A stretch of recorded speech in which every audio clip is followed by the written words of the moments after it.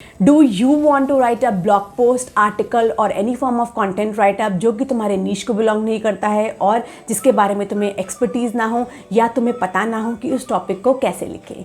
I would suggest you to watch this video till the end. Hello everyone, I am Anam, welcome to और welcome back to my channel. आज के इस video में I will give you a strategic step by step guide to write a blog post और article और any form of content writeup जिसके बारे में तुम्हें कोई नॉलेज नहीं है और वो तुम्हारे नीश को बिलोंग नहीं करता। So let's get started. But before that, do not forget to subscribe to my channel.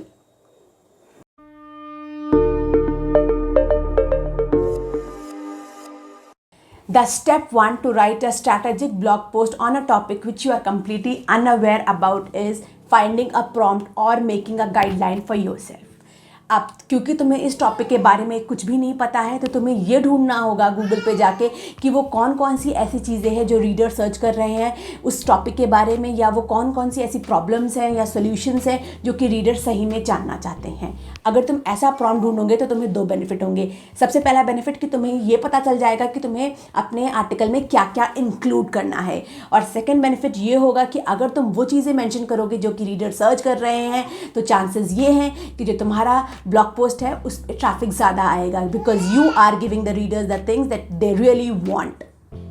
अब इसके लिए काफ़ी सारे टूल्स हैं। इसको कैसा करा जाए? इसको करने के लिए you can take the help of AI tools, you can take the help of Quora, you can take the help of Reddit. इसके अलावा you can take the help of Ubersuggest. There are lot of tools. इसके अलावा there is one more, answer the public, जिसकी तुम help ले सकते हो इन सारी चीज़ों को ढूंढने के लिए।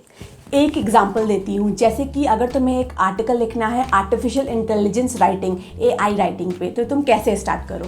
तुम्हें कैसे पता चलेगा लोग क्या ढूंढ रहे हैं? What you do is you go to Google and type AI writing कोरा। ऐसा करने से तुम्हें गूगल पे जो फर्स्ट 10 है, इनफैक्ट आई उससे फर्स्ट 20 आर्टिकल्स दिखेंगे, वो सिर्फ वही क्वेश्चंस होंगे जो कि लोग कोरा पे पूछ रहे हैं about AI writing. Same way अगर तुम्हें रेडिट पे फाइंड करना है तो go to Google type AI writing Reddit. तुम्हें एक अगेन लिस्ट मिल जाएगी उन क्वेश्चंस की जो कि लोग रेडिट पे पूछ रहे हैं। सेम वे उबर सजेस्ट पे भी तुम्हें काफ़ी सारी हेल्प मिल सकती है। तो तुम्हें क्या करना है, इन सारे टॉपिक्स को जो कि क्वेश्चंस हैं जो कि लोग ढूंढ रहे हैं उसकी एक लिस्ट बना लेनी है। That will be a complete guideline for your write-up. ऐसा करने से चीज़ें काफ़ी आसान हो जाएंगी। तुम हेडिंग्स और सब हेडिंग्स भी डिसाइड कर सकते हो। इनफैक्ट तुम ये डिसाइड कर सकते हो तुम्हें AI राइटिंग पे कितने ज़्यादा आर्टिकल्स चाहिए। You can make a super article और उसके नीचे थोड़े छोटे छोटे आर्टिकल्स भी बना सकते हो, discussing the questions that people are asking about AI राइटिंग। सो आई फील ये प्रॉम्प्ट तुम्हें हेल्प करेगा अपने राइटअप को एक बॉडी देने में, उसकी एक आउटलाइन बनाने में। इसके बाद आता है हमारा स्टेप 2, जिसमें कि तुम्हें कीवर्ड रिसर्च करनी है। यू मस्ट बी नोइंग कि कीवर्ड रिसर्च किसी भी ब्लॉग पोस्ट का सबसे वाइटल पार्ट होता है। So I will show you how you can do a keyword research. Keyword research से तुम्हें काफ़ी सारी हेल्प मिलती है।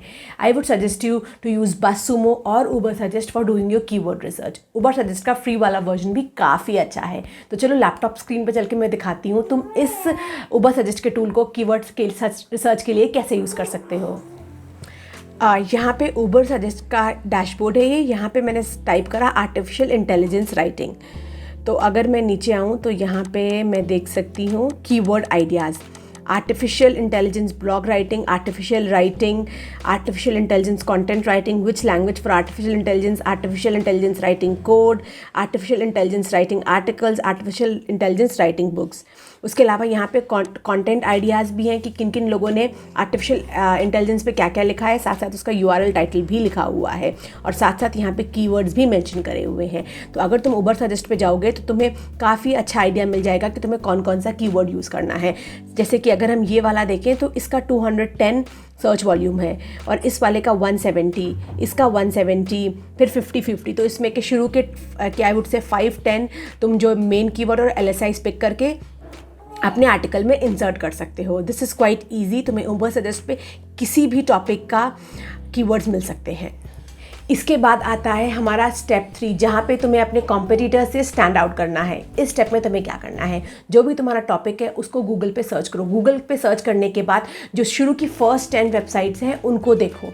तुम्हें क्या करना है, उनको देख के अपना एक खुद का आउटलाइन रेडी करना है, एक अपना खुद का गाइडलाइन बनाना है कि तुम क्या क्या चीज़ें हैं इंक्लूड करोगे। You have to make sure जो चीज़ें उन्होंने इंक्लूड करी हैं वो तो करनी ही करनी है। उसके अलावा तुम्हें ये भी देखना है कि उन्होंने हेडिंग्स में, सब हेडिंग्स में, पैराग्राफ्स में कौन कौन से कीवर्ड यूज़ करे हैं, वो किस किस कीवर्ड के लिए रैंक कर रहे हैं। तो तुम्हें ऐसा कीवर्ड रिसर्च करके इन वेबसाइट्स के थ्रू भी ऐसे कीवर्ड्स निकालने हैं जिनके लिए तुम भी रैंक कर पाओ।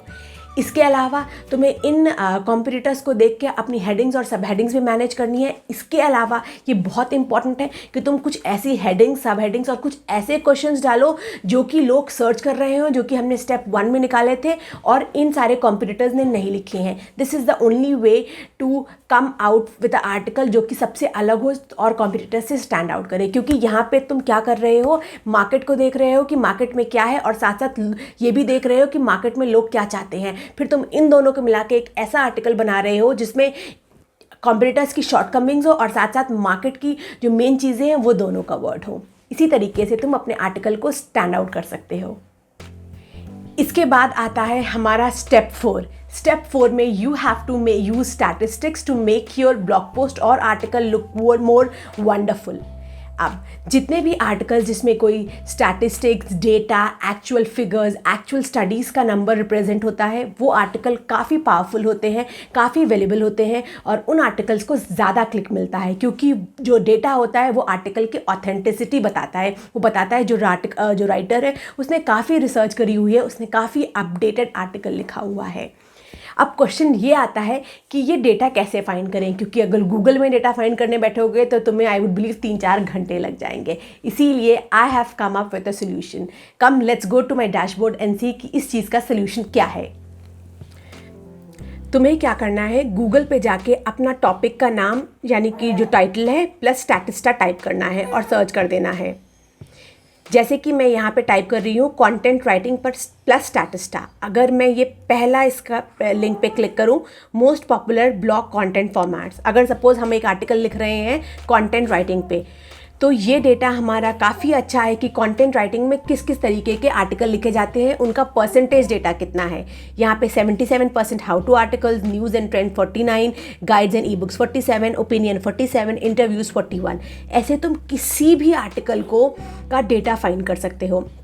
यही नहीं, अगर तुम नीचे जाओगे तो कंटेंट मार्केटिंग का भी स्टैटिस्टिक्स है। इसके अलावा usual time of the day for bloggers to write, मतलब काफ़ी सारे तुम्हें कंटेंट राइटिंग के रिलेटेड डेटाज मिल जाएंगे। तो आई वुड सजेस्ट यू कि तुम इन सारे डेटा को पढ़ना और फिर वो जो तुम्हारे टॉपिक के रिलेटेड है उन सारे डेटाज को अपने आर्टिकल में ऐड कर देना, अपने आर्टिकल की ऑथेंटिसिटी बढ़ाने के लिए।